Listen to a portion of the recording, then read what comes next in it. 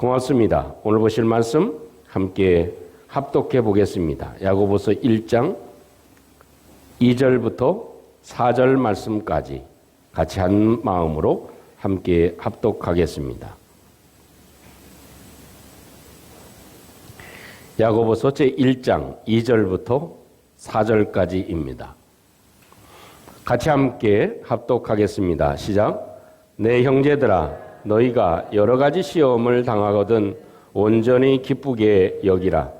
이는 너희 믿음의 시련이 인내를 만들어내는 줄 너희가 알미라. 인내를 온전히 이루라. 이는 너희로 온전하고 구비하여 조금도 부족함이 없게 하려 함이라. 아멘. 우리가 이 세상에서 믿음으로 살아가는 데 있어서 수많은 문제에 직면하게 되고 또한 시련과 시험을 받기도 합니다. 여러 가지 문제를 만나서 고통 속에 빠지는 것은 비단 성도들뿐만 아니라 이 세상에 살아가는 모든 인생의 공통적인 일이라고 할 수 있을 것입니다. 특별히 신자는 믿음으로 세상을 살아가고 있는 천국 시민인과 동시에 또한 이 세상 유혹과 갈등을 겪게 되는 것이 우리가 살아가는 현실이라고 할 수 있을 것입니다. 오늘 성경에서도 이렇게 말씀하지요. 너희가 여러 가지 시험을 만나거든 이라고 하는 말로 말씀해 주십니다. 이 말을 헬라어 성경에서 다시 번역해 드리면 너희가 여러 가지 시험을 만날 때마다 라는 말로 표현할 수 있을 것입니다. 여러분, 사실 우리는 많은 시련을 만날 수 있다는 것입니다. 그것에 대해서 예수님께서는 요한복음 16장 33절에 이렇게 미리 말씀해 주셨습니다. 이것을 너희에게 이르는 것은 너희로 내 안에서 평안을 누리게 하려 함이라. 세상에서는 너희가 환난을 당하나 담대하라. 내가 세상을 이기었노라. 우리가 만나고 우리가 겪는 세상의 모든 어려움들, 그리고 또한 시련들, 그리고 시험들, 그리고 심지어는 유혹들, 이 모든 것들을 다 예수님께서 이기셨다고 말씀해 주십니다. 베드로 사도도 역시 세상에서 여러 가지 시험을 당할 수 있다고 말씀을 하십니다. 베드로전서 1장 6절에 있는 말씀 보면 이렇게 베드로는 우리에게 권면해 줍니다. 그러므로 너희가 이제 여러 가지 시험으로 말미암아 잠깐 근심하게 되지 않을 수 없으나 오히려 크게 기뻐하는도다라는 말씀으로 야고보 사도의 말씀과 아주 일맥상통한 말씀을 해주고 계십니다. 사실 이 모든 말씀들을 접목해 보면 시험은 그리고 또 우리가 겪는 인생의 어려움과 고통은 선택사항이 아니고 필수사항이라고 하는 것입니다. 이 땅에 살아가는 모든 사람들은 다 어려움과 또한 시련과 시험과 유혹 가운데 살아가는 것이 정상적인 일이라고 말씀해 주고 계신 것입니다. 여러분, 시련을 그러나 기쁘게 여기라고 말씀을 하시죠. 이 시련이 올 때, 어려움이 올 때 우리는 그것을 기쁨으로 받아들이는 것이 가장 중요한 일이라고 성경은 말씀해 주십니다. 그럼 오늘 성경을 통해서 어떻게 하면 우리가 어려움이 왔을 때, 내게 시련과 고통이 왔을 때 어떻게 하면 이 어려움을 기쁨으로 받아들일 수 있을까라는 것을 두 가지로 말씀을 의지해서 말씀을 나누도록 하겠습니다. 첫째는 무엇이냐면 시련을 보는 관점을 바꾸라 하는 것입니다. 문제를 보고 시련을 보고 어려움을 보는 관점을 바꿔라 하는 것입니다. 사실 어찌 보면 오는 시련과 시험을 볼 때 죽을 일이라고 생각을 하면 마음이 무너지고 착잡하고 소망이 생겨지지 않을 뿐만 아니라 살 가능성도 접어놓고 싶은 마음이 듭니다. 여러분, 예전에 어른들이 이런 얘기를 하죠. 접신물에 사람이 빠져 죽는다라는 얘기를 하십니다. 제가 젊었을 때는요, 오래전에는 그 얘기가 무슨 얘기인지 전혀 마음에 감이 오지 않았습니다. 오히려 어떻게 접시물에 그 조그만한 그런 접시물에 사람이 빠져 죽을 수가 있겠나. 사람이 이게 몸보다 작은 것에 빠져 죽을 수 있겠나라는 생각을 했습니다. 그러나 사실 나이가 들고 여러 일들을 겪어보면 참 작은 그런 문제, 작은 고민, 작은 그런 어려움 이것 때문에 사실 자기의 삶을 포기하는 일이 얼마나 많이 일어납니까? 그것을 얘기하는 것이구나. 사실 우리의 삶에 있어서 적은 문제도 그 우리가 보는 시각, 우리가 보는 관점에 따라서 많은 것이 달라질 수 있다는 것입니다. 어렵다고 여기고 힘들다고 여기고 죽을 일이라고 생각하면 한없이 우리의 삶을 갉아먹는 결과가 초래되어진다는 것입니다. 그러나 좋게 여기고 또 이것을 긍정적으로 여기면 우리의 삶이 그만큼 또한 바뀌어지고 새롭게 될 수 있다는 것입니다. 어느 날 공자가 자기 조카 공멸을 만나서 물어봤습니다. 야, 공멸아, 내가 공부만 하다가 이제는 벼슬을 얻었는데 그 벼슬을 얻고 보니까 무엇이 좋고 무엇을 얻었고 무엇을 잃었냐라고 물었습니다. 그랬더니 공멸은 어두운 표정을 지으면서 이렇게 얘기했습니다. 저는요, 얻은 것은 하나도 없고 잃은 것만 3가지가 있습니다. 라고 얘기를 합니다. 그러면서 구체적으로 잃은 3가지에 대해서 얘기합니다. 하나는 나란 일이 많아서 공부할 새가 없기 때문에 학문에 후퇴함을 가져왔습니다. 2번째는 받는 녹이 적어서 부모님을 제대로 봉양하지를 못했습니다. 3번째는 공부에 쫓기다 보니까 이 일에 쫓기다 보니까 벗들과의 관계가 멀어졌습니다. 하는 대답을 했습니다. 공자는 이번에는 공멸과 똑같은 벼슬을 얻은 자기의 제자 복자천에게 똑같은 질문을 해 보았습니다. 너는 무엇을 얻고 무엇을 잃었느냐라고 물었습니다. 그랬더니 복자천은 미소를 지으면서 이렇게 대답을 합니다. 잃은 것은 하나도 없고요. 얻은 것이 3가지가 있습니다. 라는 얘기를 했다는 것입니다. 그 얻은 것 3가지는 글자로만 읽었던 학문, 이것을 실천해 볼 수 있어서 내 학문의 눈이 밝아졌습니다. 라는 대답과 2번째는 받는 녹을 아껴가지고 부모님과 친척을 도와서 더 각별한 사이가 됐습니다. 라는 얘기와 3번째는 공부가 바쁜 중에도 시간을 내서 만나니까 짧은 시간에 만나니까 친구들과의 우정이 훨씬 더 돈독해졌습니다. 라는 이야기를 해 주었다는 것입니다. 여러분, 똑같은 수입, 똑같은 일, 똑같은 상황, 이것을 가지고도 한 사람은 잃은 것이 하나도 없다고 얘기를 하고 또 어떤 사람은 얻은 것이 하나도 없다고 얘기를 하는 이런 모습을 볼 수 있습니다. 여러분, 이것은 무엇을 얘기합니까? 우리가 내가 처한 그런 환경을 어떤 시각으로 바라보느냐에 따라서 우리의 삶의 결과가 그만큼 달라질 수 있다라는 것입니다.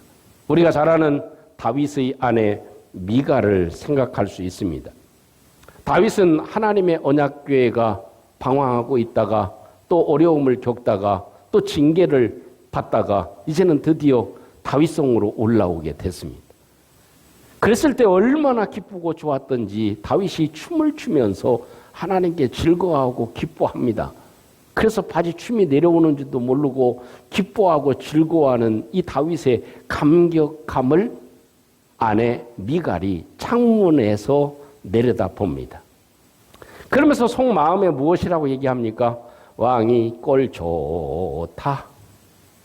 그런 표현을 합니다. 저게 추태를 벌이고 있구나 라고 생각을 했습니다. 그 성경을 사무엘하 6장 20절을 그대로 읽어드리면 이렇습니다. 다윗을 만나가지고 이렇게 미갈이 얘기를 합니다. 이스라엘 왕이 오늘 어떻게 영화로우신지 반대로 비꼬아서 얘기하는 거죠. 방탕한 자가 염치 없이 자기 몸을 드러내는 것처럼 오늘 그의 신복의 계집종의 눈앞에서 몸을 드러내셨도다. 참 술 먹고 술주정하는 사람처럼 춤을 추고 아주 추태를 벌였습니다. 라고 이야기를 합니다. 미갈의 눈에 보았을 때 다윗의 감격과 다윗의 감동과 다윗이 받은 하나님의 은혜, 거기에 취해서 하나님께 기뻐 춤을 추고 있는 모습을 망령되이 행한다고 방탕한 술주정뱅이 노릇을 하고 있다고 말했습니다. 그 결과로 이 미갈은 어떻게 되었습니까? 평생 동안 자식을 낳지 못하는 징계를 받았다라는 것이 성경의 지적입니다. 여러분, 우리의 삶을 보는 것, 이것은 대단히 중요한 일입니다. 나 자신의 삶도 그렇지만 교회를 보고 다른 사람들을 보고 우리의 삶을 다시 한번 살펴보는 관점, 그것은 굉장히 중요한 일이 되어질 것입니다. 스데반 집사는 어떻습니까? 돌에 맞아 죽는 순간이 있었습니다. 돌을 들고 자기에게 던지려고 하는 사람들은 자기가 다 아는 사람들입니다. 아이, 저놈이 나한테 돌을 던지네. 돌을 들고 나를 치려고 하네. 아니, 네가 나를 치려고 해? 아, 제가 나를 치려고 해? 두고 보자, 이놈의 자식들. 내가 가만히 있나 봐라. 하고 생각했습니까? 그렇지 않습니다. 돌을 들고 서 있는 사람을 본 것이 아니었습니다. 스데반 집사가 본 것은 무엇입니까?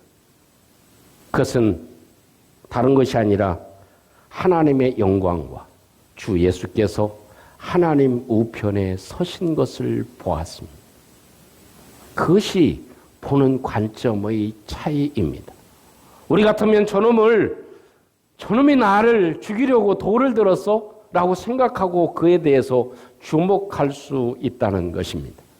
사도행전 7장 55절 말씀에 스데반이 성령 충만하여 하늘을 우러러 주목하여 하나님의 영광과 및 예수께서 하나님 우편에 서신 것을 보았다라는 말씀을 해주고 계십니다. 사랑하는 성도 여러분, 우리는 많은 일을 겪고 많은 문제들을 만나고 많은 사건들을 접합니다. 저도 아침에 집에서 내려오기 전에 혹시 비가 오나 하고 창문을 열고 밖에다가 손을 이렇게 내밀어 보았습니다. 비가 안 왔어요. 그래서 비가 그쳤구나 라고 생각을 하고 준비를 하고 내려와서 차를 타려고 걸어가는데 웬일입니까? 비가 두두둑 떨어집니다. 그럴 때 제가 생각한 것은 뭡니까? 이런 생각을 했습니다. 하나님도 기쁨에 감격해서 눈물을 흘리고 계시구나. 여러분, 사람이요, 눈물을 흘리는 것도 두 종류입니다. 아주 슬플 때 눈물이 나오고요. 그 다음에 아주 기쁨이 넘치면 눈물이 나옵니다. 그래서 오늘도 예배 드리기 났습니다. 왜? 여러 가지 생각 가운데 눈물이 납니다. 그래서 제가 내려오면서 이 비가 내리길래 웬 비야 이거 지금, 이런 마음을 가졌다면 제 마음이 좋지 않았을 것입니다. 하나님께서 우리에게, 우리 교회에 은혜의 축복을 주시고 또 이런 일을 했구나 하고 하나님이 감격해서 오늘도 눈물을 흘리신다고 생각을 하니 마음이 훨씬 더 뜨거워지고 감격스러워졌습니다. 똑같은 사건을 보고 똑같은 일을 보고 똑같은 일을 만나도 내가 어떤 관점에서 보느냐, 그것입니다. 두 번째는 시련은 온전한 인내를 만들어냄을 기대하라는 것입니다. 지금 나에게 이런 어려움이 오는 것, 이것은 좋은 결과가 있을 거야. 나에게 주는 이 어려움, 혹시나 오늘 아침에 뭐 부부싸움 하고 오신 분은 안 계시죠? 혹시 부부 관계가 안 좋아도 지금 현재는 안 좋지만 이 일을 통해서 더 좋아지리라. 더 해서 한번 배려할 수 있고 생각할 수 있으리라.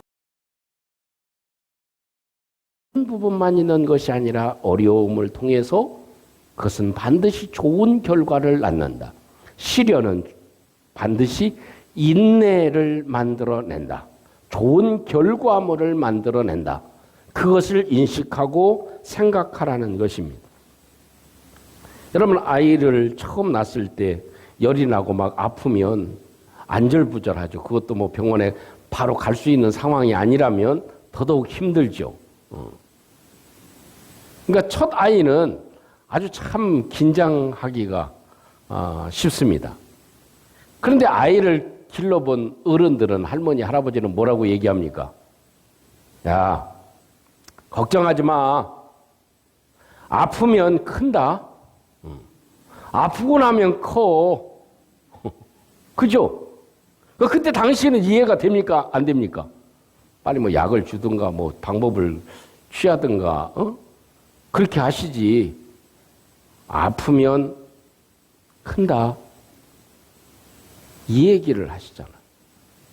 우리가 맞는 시련, 우리가 맞는 어려움, 우리가 맞는 고통, 우리가 때로는 받는 유혹, 이것을 이기고 나가면 큰다는 것입니다. 그것은 유익한 인내의 결실을 가져온다는 것입니다. 여러분, 성경상에서 인내라고 하는 의미는 참아낸다고 하는 의미도 있지만 또한 의미가 있습니다. 그것은 한 번 넘어가고 한 번 이기는 힘이 길러진다 하는 것입니다. 힘이 길러지는 것입니다.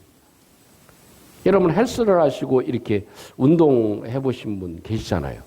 제일 처음에는 뭐 5kg, 10kg 들 때도 힘들고 몇 개 할 때 힘들다가 이제는 어때요?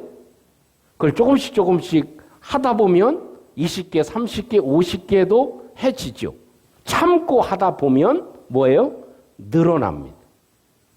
그런 것처럼 인내라고 하는 것은 무엇인가 한 번쯤 더 극복해 나갈 수 있는 힘을 의미합니다.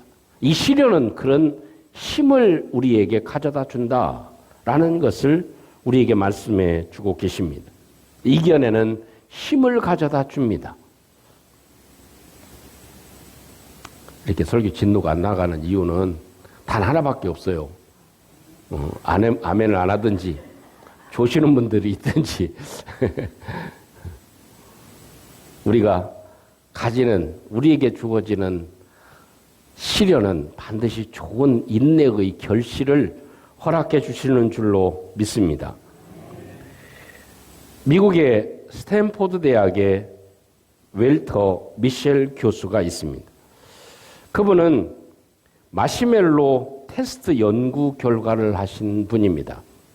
그래서 그 책자를 다른 분이 이제 교훈으로 쓴 책이 있는데 한국판으로는 마시멜로 이야기라고 번역되어져 있습니다. 그런데 그 책의 원제에는 직역하면 아직 마시멜로를 먹지 마라 하는 그런 책의 내용입니다. 이 책의 실험은 1966년에 실시가 되었습니다. 그 실시한 내용은 바로 이것입니다. 3시간 동안 4살짜리 아이들에게 아무것도 먹지 않게 했습니다. 그리고 4살짜리 아이들을 그 각 방에 혼자 있게 넣어두고 마시멜로를 한 봉지씩 주었습니다. 아이들이 얼마나 침을 꼬각꼬각 흘리겠어요? 그래서 각자 다 한 봉지씩 나눠주고 실험을 한 것은 15분만 참아라. 그러면 마시멜로 한 봉지를 더 줄게 라고 얘기를 했습니다. 그러면 뭐 우리 성도님들은 마시멜로의 맛을 뭐 별로라고 생각하시는 분도 있고 취미가 없는 분이 있고 몸에 별로 좋지 않아 그래서 이렇게 거부하시는 분도 계시지만 우리 성도님들에게는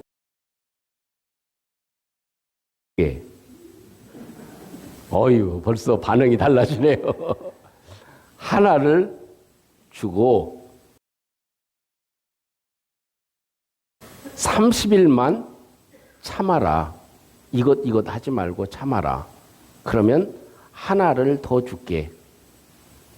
근데 요즘에는 뭐 1억 준다고 해도 1억 주면 애를 낳으면 1억 줄게 해도 어때요? 뭐 별로 반응이 없는 시대라 효과가 있는지는 모르겠지만 그런 실험을 한 겁니다. 그랬을 때 아이들이 10명 중에 몇 명이 참았겠습니까? 뭐 짐작을 서로 하시겠지만 3명은 참고 7명은 먹었습니다. 아니 뭐 다음에 한 봉지 안 먹어도 돼. 지금 이것만 먹어도 충분해. 해가지고 뜯어가지고 급하게 배가 고프고 먹고 싶으니까 지금 먹는 게 중요해. 해서 70%가 뜯어서 먹었고 30%가 먹지 않았다는 겁니다. 그래서 30% 먹지 않은 아이들에게 마시멜로를 한 봉지씩 더 나눠 주었습니다. 더 흥미로운 결과는 여기에서 그치지 않습니다. 15년이 지난 이후에 웰터 미셸 교수는 그 실험에 참여했던 아이들을 다시 추적해 보았습니다. 그리고 그 아이들이 어떻게 되어져 있는지를 조사해 보았습니다. 근데 흥미로운 결과가 나왔습니다. 인내했던 아이일수록 성적이 월등했다. 그리고 모범적인 우등생이었다. 그리고 SAT 점수를 맞았는데 다른 아이들의 평균보다 210점 이상 더 많이 받았다. 210점이라고 그러니까 이상 받았다고 그러니까 별 감동이 없을지 모르지만 400점 만점에 210점 이상 배로 맞았다는 것입니다. 다른 애들은 훨씬 더 적게 점수를 맞았다 하는 것입니다. 여러분 이게 무슨 의미일까요? 잠시 아이들에게 4살짜리 아이들에게 15분 그것은 어른들에게는 짧은 시간이지만 아이들에게는 긴 시간이죠. 그래서 처음서부터 인내할 줄 알면 내게 닥친 이 일을 참을 수 있고 그것을 겪어 나갈 수 있는 힘이 생기게 되면 인생의 결과도 그만큼 달라진다는 것입니다.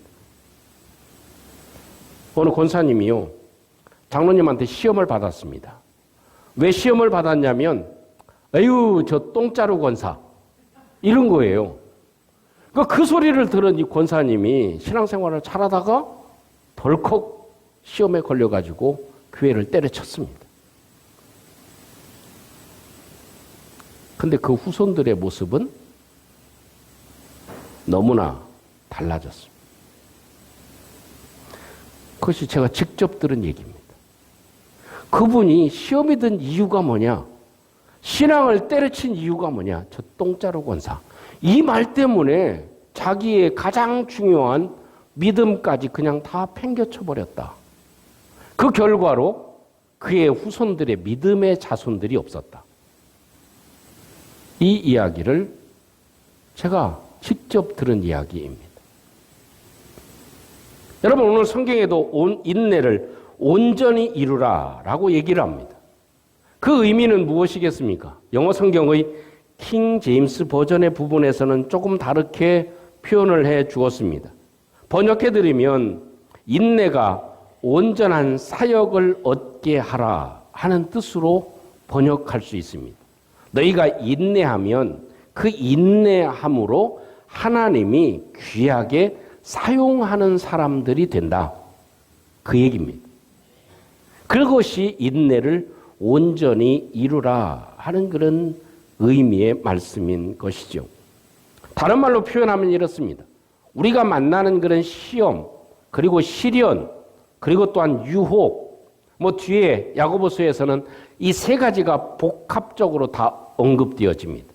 이런 일을 만나고 어려운 일을 만났을 때 그것을 이기고 나가야, 그것을 극복하고 나가야 곧 하나님께서 우리를 귀하게 이 시대에 사용하는 사람들이 되게 한다.